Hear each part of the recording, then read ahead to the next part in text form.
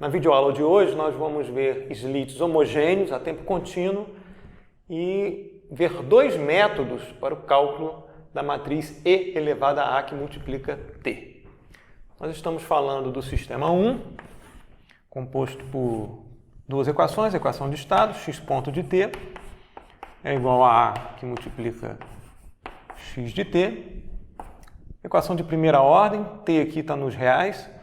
Eu preciso de uma condição inicial, por exemplo, em t igual a 0, igual a x0. O vetor de estado pertence ao Rn e a matriz A, por compatibilidade dimensional, vai pertencer ao R, n por n.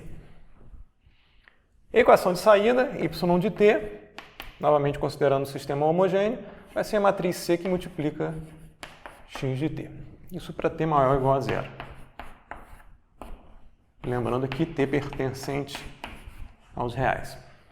A gente viu antes que a solução da equação de estados é x de t igual a e elevado a que multiplica t, x de 0, isso para t maior ou igual a 0, o que implica y de t igual a c que multiplica e elevado a t, que multiplica x0 para t maior ou igual a 0. Então é interesse nosso saber quem é essa matriz e elevada a t. A gente pode chamar m de t, rebatizar essa matriz de m de t elevada a t, só para lembrar que essa matriz tem elementos que são funções do tempo. Então, cada elemento da matriz m de t vai ser uma função m11 de t, m12 de t e assim por diante, até nzinho de t. Lembrar que a dimensão da matriz e elevada a t é a mesma dimensão da matriz A. Isso é uma matriz nzinho por nzinho. Tá? Então, isso aqui continua assim até o n1 de t até o mzinho, nzinho de t. Então, o nosso interesse é encontrar essas funções temporais m e j de t, que formam a matriz m de t igual a e elevada a t. Então, nós vamos ver um método baseado no teorema de Cayley-Hamilton e um outro método baseado na decomposição de A em forma de Jordan. Bem, primeiro a gente começa com informações que a gente já sabe a priori. A gente sabe que a matriz E elevada a t pode ser escrita como o limite quando C vai para infinito, o somatório de K de 0 até C, de T elevado a K dividido por K fatorial, que multiplica A elevado a K. Ou seja, é um polinômio de ordem infinita na variável A. A gente pode chamar esse polinômio aqui de fc, de ordem C. Para lembrar que os coeficientes são função do tempo, vou colocar um t na variável A. Então, esse cara aqui é um polinômio de ordem C na variável A e os coeficientes desse polinômio são dependentes do tempo. A gente viu isso aqui antes. Então, vamos chamar essa equação de equação 2. Tá? E vamos lembrar o teorema de Cayley-Hamilton, que vou chamar aqui de TCH, tá? Abreviadamente, que diz o seguinte: para matriz A pertencente ao Rn quadrada, com polinômio característico P subíndice A de lambda, aqui definido como determinante de lambda i menos A, PA avaliado na matriz A igual a 0. Lembrar aqui, que se lambda i é alto valor de A, então PA de lambda i é igual a 0. Por essa própria definição aqui.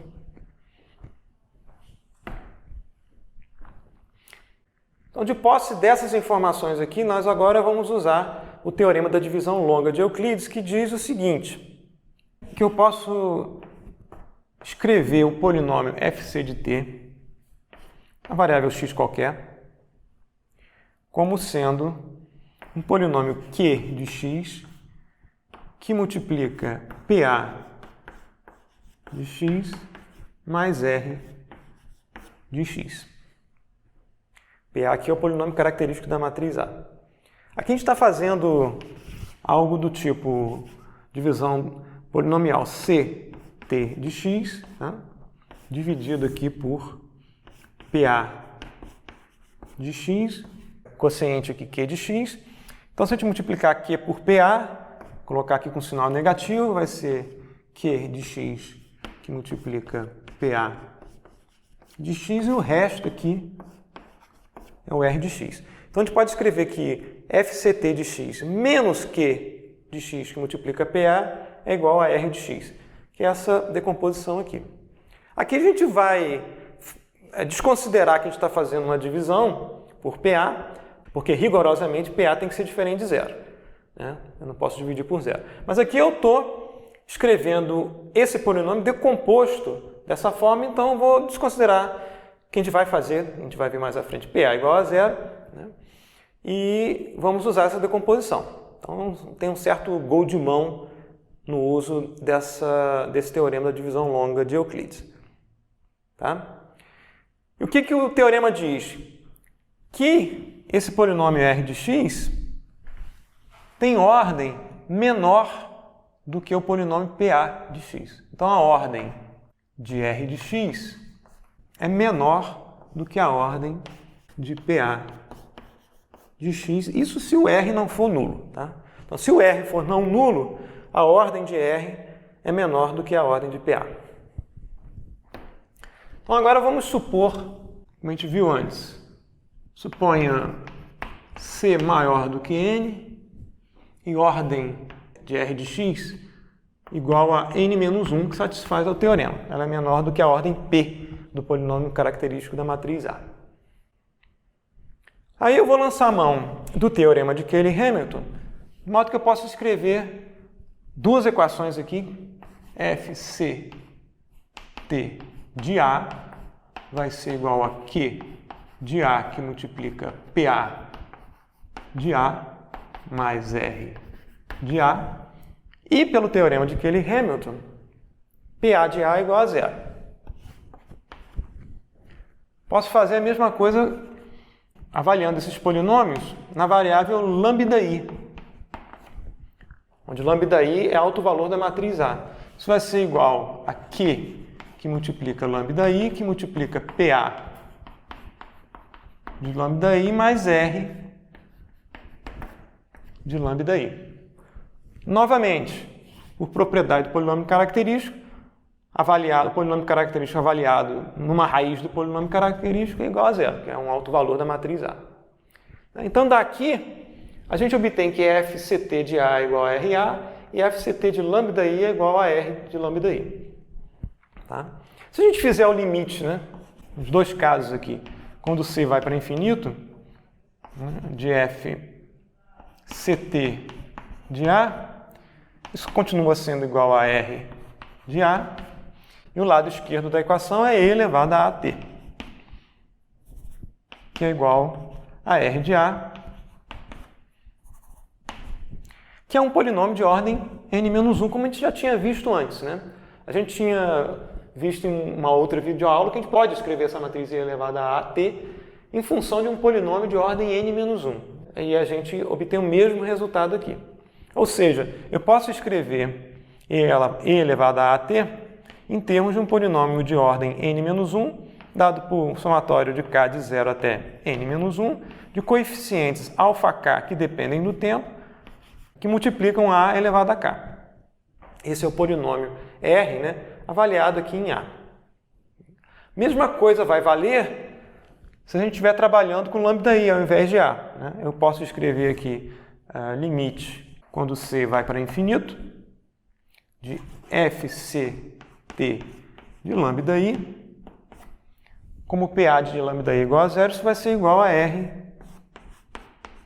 de lambda_i, que é um polinômio de ordem n-1 que eu posso escrever como somatório de k desde 0 até n-1, de coeficientes αk de t, que multiplicam lambda_i elevado a k. E o lado esquerdo da equação nada mais é do que e elevado a lambda_i, que multiplica t.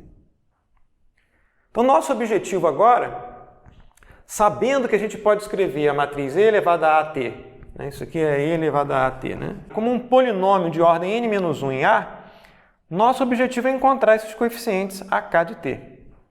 E ao invés de fazer isso na variável a, a gente pode fazer isso usando a variável lambda_i. A gente computa os autovalores da matriz A e vai resolver um sistema de n equações e n incógnitas, onde as n incógnitas a encontrar são essas funções ak de t. Como é que a gente monta e resolve esse sistema de equações de n equações e n incógnitas αk de t? Então vamos formalizar um método de obtenção de e elevado a at. O primeiro passo é calcular os autovalores da matriz A.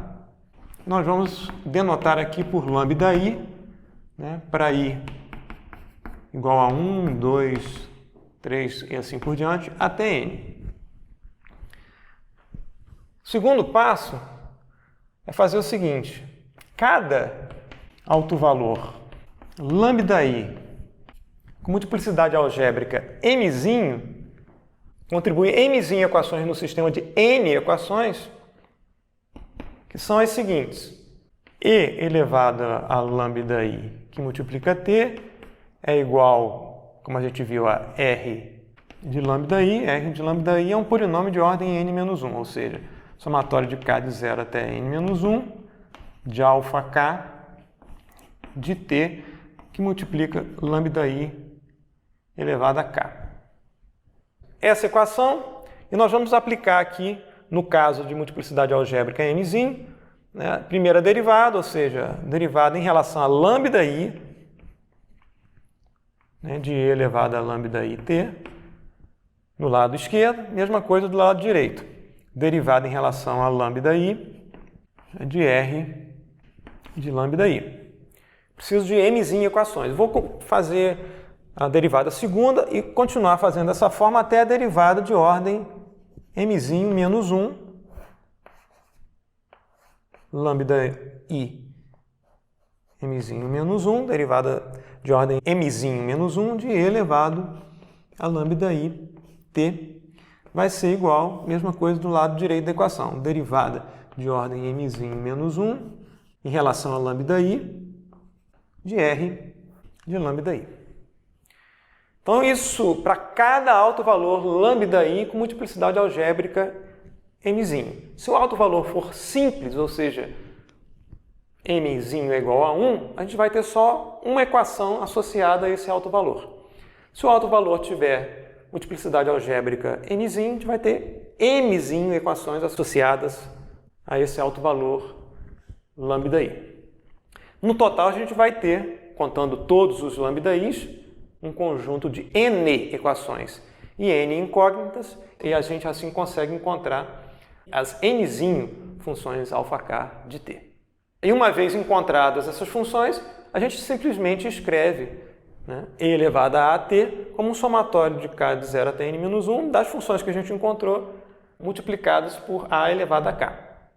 Aí a gente consegue montar a matriz M de t, cujos elementos são combinações lineares dessas funções αk com a matriz A elevada a um determinado valor k, entre 0 e n-1. A gente consegue construir a matriz E elevada a t. Vamos agora ver um exemplo para ilustrar o método. Suponha que a gente tem uma matriz A 2 por 2 com coeficientes menos 49, 24, menos 64, 31. Matriz 2 por 2, tá? Então, nzinho aqui, é igual a 2. A gente vai calcular os autovalores da matriz A, e para isso a gente vai obter o polinômio PA de lambda, que é, por definição, determinante de lambda I menos A, e vai encontrar, é só fazer as contas, lambda quadrado mais 18 lambda mais 17. Se a gente computar as raízes desse polinômio, a gente vai encontrar duas raízes, ou seja, dois autovalores, lambda 1 igual a menos 17 e lambda 2 igual a menos 1. Então, são dois autovalores simples, logo, ambos com multiplicidade algébrica unitária. Então, a gente vai ter um sistema de duas equações e duas incógnitas, que vai ser o seguinte. A primeira equação vai ser e elevado a lambda 1, vou deixar aqui indicados para não carregar número, tá? Lambda 1 que multiplica t vai ser igual a um polinômio de dois elementos, né? Alfa 0 e alfa 1. Né? N aqui é igual a 2, 2 menos 1, 1. Então vai ser alfa 0 de t mais alfa 1 de t que multiplica lambda 1. Seguindo essa equação aqui. Né? Isso para lambda 1. Agora a segunda equação para lambda 2. E elevado a lambda 2t vai ser igual a alfa 0 de t mais alfa 1 de t que multiplica lambda 2. E agora a gente obtém alfa 0 e alfa 1. Por exemplo, se a gente subtrair a segunda equação da primeira, né, a gente obtém e elevado a lambda 1t menos e elevado a lambda 2t vai ser igual a 0, alfa 0 menos alfa 0, e aqui vai ser lambda 1 menos lambda 2 que multiplica alfa 1 de t. Vai ser igual a alfa 1 de t que multiplica lambda 1 menos lambda 2, entre parênteses. E daqui a gente obtém alfa 1 de t, como sendo e elevado a lambda 1t menos e elevado a lambda 2t dividido por lambda 1 menos lambda 2. Tá? E de posse de alfa 1 de t, a gente aplica em uma dessas duas equações e obtém o alfa 0. Então, só para terminar o processo, a gente encontra o alfa 0. Alfa 0, usando a primeira equação, vai ser igual a e elevado a lambda 1t menos e elevado a lambda 1t menos lambda 1 que multiplica alfa 1, então menos lambda 1 que multiplica alfa 1 de t, que é e elevado a lambda 1t menos e elevado a lambda 2t dividido por lambda 1 menos lambda 2. Pode parar por aí, já é uma função temporal. Se a gente quiser manipular para deixar com a cara mais bonita essa função, isso vai ser igual a 1 sobre lambda 1 menos lambda 2, que multiplica lambda 1 que multiplica e elevado a lambda 1t, menos lambda 2 que multiplica esse cara, menos lambda 2 que multiplica e elevado a lambda 1t, esse vezes esse, menos lambda 1 que multiplica e elevado a lambda 1t, esse vezes esse vai dar mais lambda 1 que multiplica e elevado a lambda 2t. Fecho parênteses aqui. Então a gente vê que existe um cancelamento aqui, essa parcela é cancelada com essa parcela, e o numerador passa a ser lambda 1 e elevado a lambda 2t menos lambda 2 que multiplica e elevado a lambda 1t. E daí a gente tem uma expressão mais agradável visualmente para alfa 0 de t, que vai ser então lambda 1 que multiplica e elevado a lambda 2t menos lambda 2 que multiplica e elevado a lambda 1t, isso dividido por lambda 1 menos lambda 2. Encontrados alfa 0 e alfa 1, a gente escreve e elevado a t como sendo alfa 0 de t que multiplica a matriz identidade, mais alfa1 de T, que multiplica A. Então, você vai somar duas matrizes aqui quadradas, né? Alfa 0 vai aparecer aqui como funções na diagonal principal, depois você vai fazer, né, a multiplicação desse elemento a elemento de alfa1 de T pelos elementos de A e vai somar e encontrar uma expressão para E elevada a AT, em que cada elemento dessa matriz é uma função temporal, como a gente viu lá no início. Vamos ver um outro exemplo, só para ilustrar a questão da multiplicidade em M maior do que 1. Vamos ver um exemplo 2 aqui. Suponha outra matriz A 2 por 2 com autovalores lambda1 igual a lambda2. Ou seja, eu tenho um autovalor com multiplicidade em M igual a 2. O que eu vou fazer?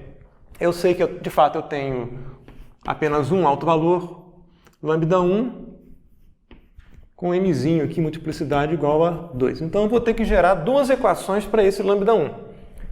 Essa equação aqui, a equação original, mais a aplicação da primeira derivada, essa equação. Então, a primeira equação vai ser do sistema de duas equações para encontrar duas incógnitas. Vai ser E elevado a lambda1 t é igual a alfa 0 de t mais alfa 1 de t lambda1.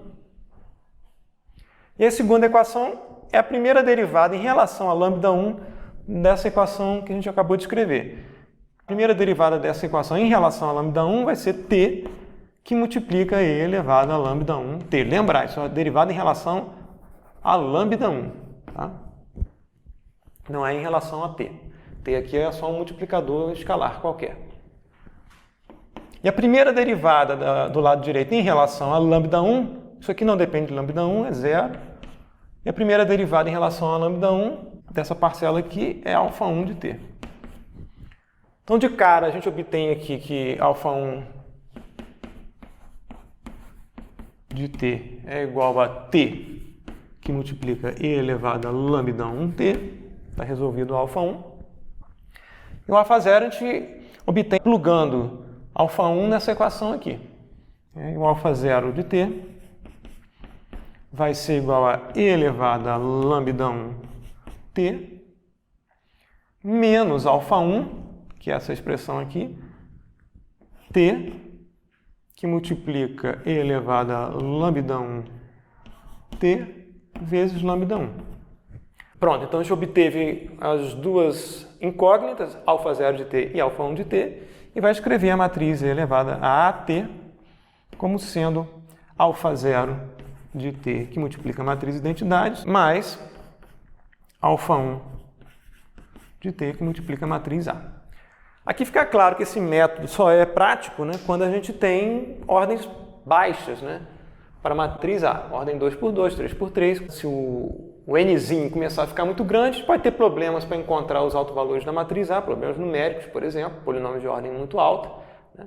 E no mais, começa a ficar imprático você resolver um sistema com um número muito grande de equações incógnitas. Vai ficar trabalhoso algebricamente você encontrar essas funções alfa 0 de t e alfa 1 de t. Então, para ordens baixas, esse método é prático. Agora vamos ver outro método para obtenção de E elevado a AT via forma de Jordan. O que a gente vai fazer aqui? A gente vai escrever a matriz A pertencente ao Rn por n como A vai ser igual a uma matriz P, uma matriz de Jordan, que multiplica P inverso.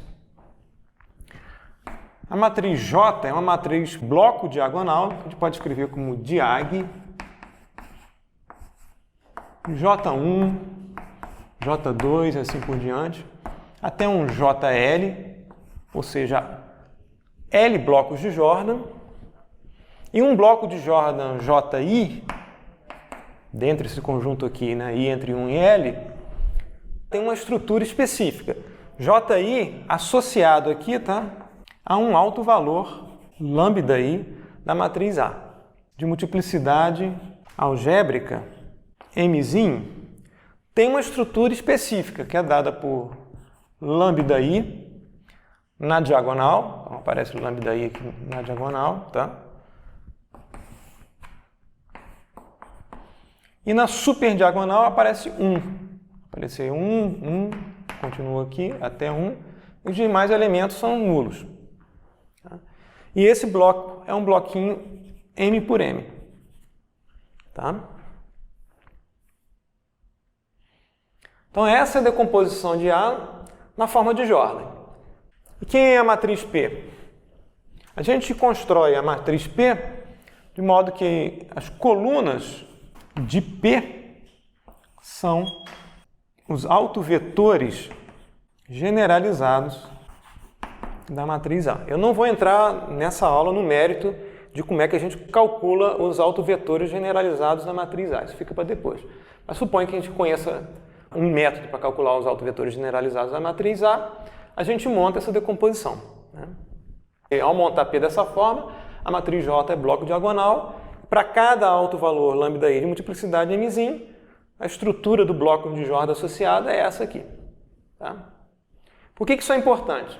Porque agora a gente pode escrever E elevado a AT usando a decomposição de A na forma de Jordan. Então a gente pode escrever E elevado a AT como E elevado a PJ P inverso que multiplica T. E a gente vai lançar mão da expansão em forma de Taylor dessa expressão e escrever isso como somatório de K de 0 até infinito de T elevado a K sobre K fatorial de quem? Né? Dessa matriz A elevado a K, que vai ser PJ P inverso elevado a K. Isso aqui vai ser igual a quê? Ao somatório de K de 0 até infinito, de T elevado a K sobre K fatorial, de P que multiplica J elevado a K, P. Da onde sai isso aqui? Como é que a gente pula dessa linha para essa linha aqui? Aqui a gente tem que lembrar o seguinte. Eu tenho K termos multiplicados aqui. E os termos são P, J, P inverso, multiplica P, J, P inverso, e vai assim por diante. P, J, P inverso, P, J, P inverso, tá? Eu tenho aqui K termos. Tá? Então, entre termos adjacentes, eu tenho aqui o P inverso que multiplica P, que é a identidade. Esse P inverso vai multiplicar um outro P aqui, que vai produzir a identidade, assim por diante, até esse P inverso que multiplica P aqui, que produz a matriz de identidade. No final das contas, o primeiro P fica sozinho aqui. Eu tenho K multiplicações sucessivas de J, então isso é J elevado a K, e o último termo aqui é o P inverso. Tá? Então, isso aqui me permite passar dessa expressão para essa expressão, ok?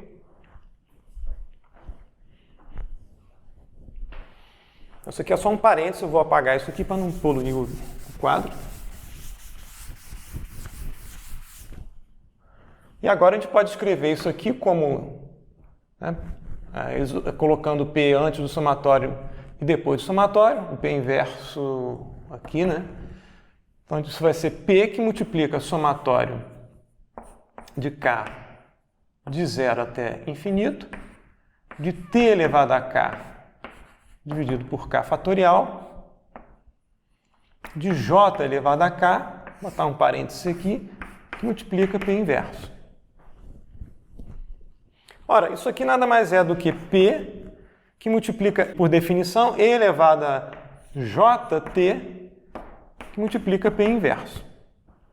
Agora a gente tem a aplicação da exponencial numa matriz que é bloco diagonal. Isso fica mais fácil de trabalhar em relação a uma matriz genérica A. Por quê? Porque isso aqui a gente pode escrever como P, que multiplica E, aqui vai ser diag, substituindo o J pelo diag do JIs, né? diag de J1, J2 e assim por diante, até o JL, né, que multiplica T. Finalmente, P inverso aqui. Isso aqui a gente pode escrever, já que a gente está exponenciando uma matriz de bloco diagonal, isso nada mais é do que P que multiplica diag diagonal de E elevado a J1T, né? E elevado a J2T, e assim por diante, até E elevado a JLT. P inverso. Então, no final das contas, o que a gente vai precisar resolver é como calcular E elevado a JIT. É como fazer a exponencial de um bloco de Jordan. E uma vez resolvida essa questão, a gente constrói a matriz E elevado a T dessa forma. Então, o nosso problema agora, né, é saber como é que a gente calcula isso aqui, E elevado a JIT, sendo JI um bloco com essa estrutura. Agora eu só vou apresentar o resultado, mas não vou demonstrar esse resultado, tá? Vou demonstrar de forma mais geral, inclusive, né? Depois a gente aplica a função exponencial.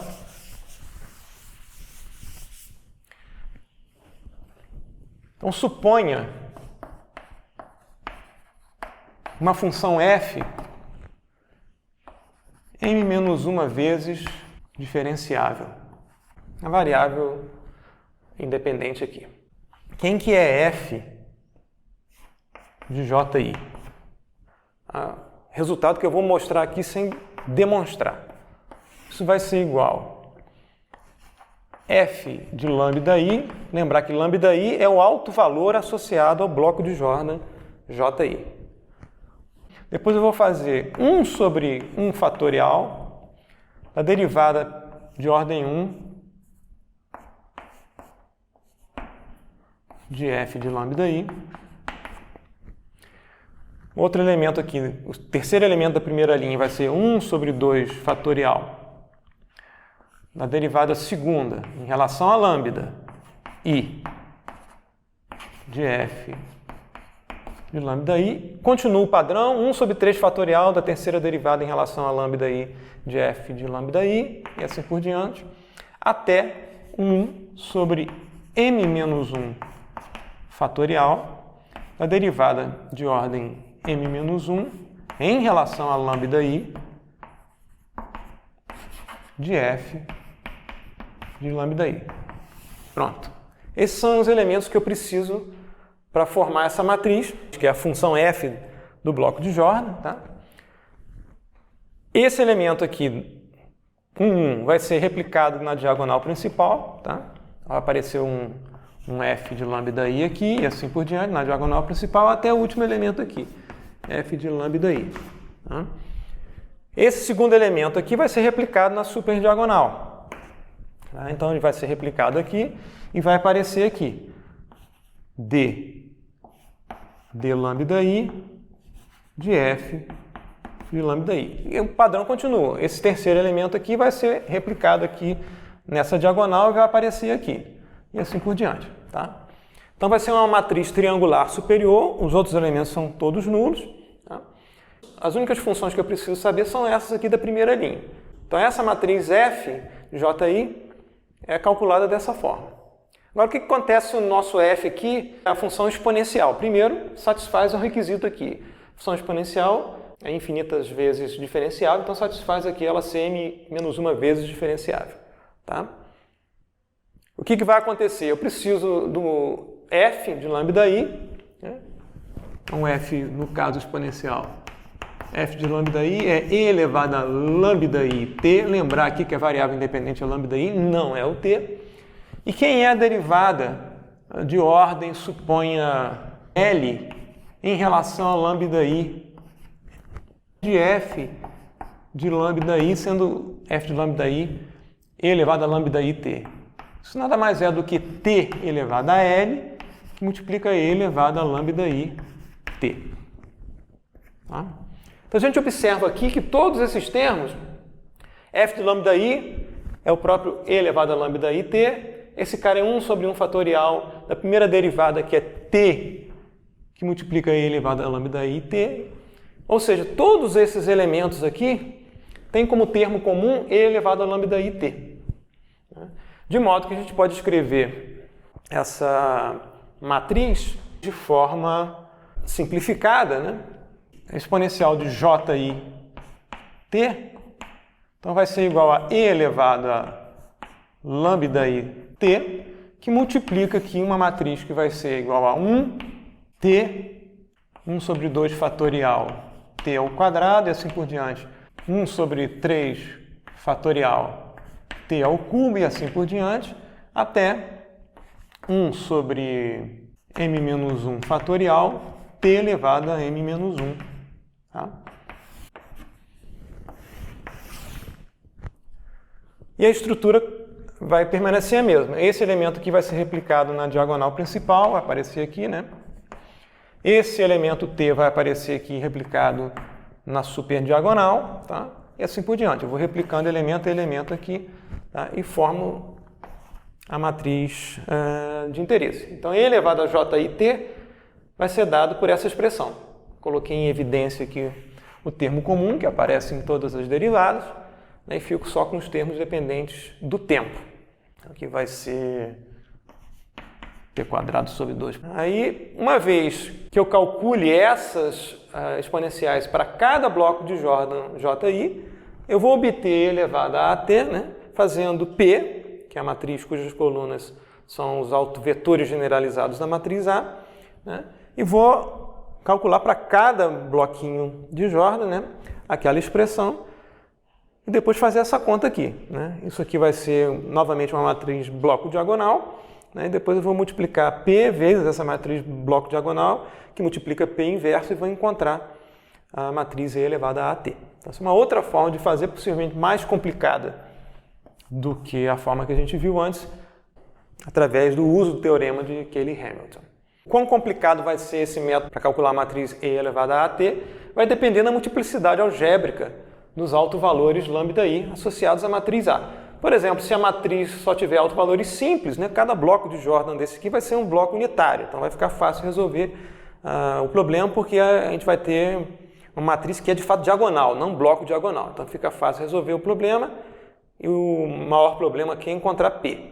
Então, se você tiver um número grande de autovalores com multiplicidade maior do que 1, e dependendo também do valor da multiplicidade, pode ficar mais ou menos complicado resolver esse problema, ou seja, calcular a matriz E elevada a AT usando a decomposição em forma de Jordan. Então é bom analisar de antemão, né, quais são as multiplicidades algébricas dos autovalores lambda-i para poder decidir entre um método e outro.